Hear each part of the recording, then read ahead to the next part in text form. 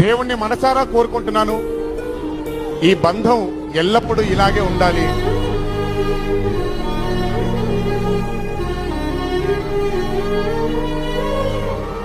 నీతో ఈ సాన్నిహిత్యం ఎప్పటికీ ఇలాగే ఉండాలి.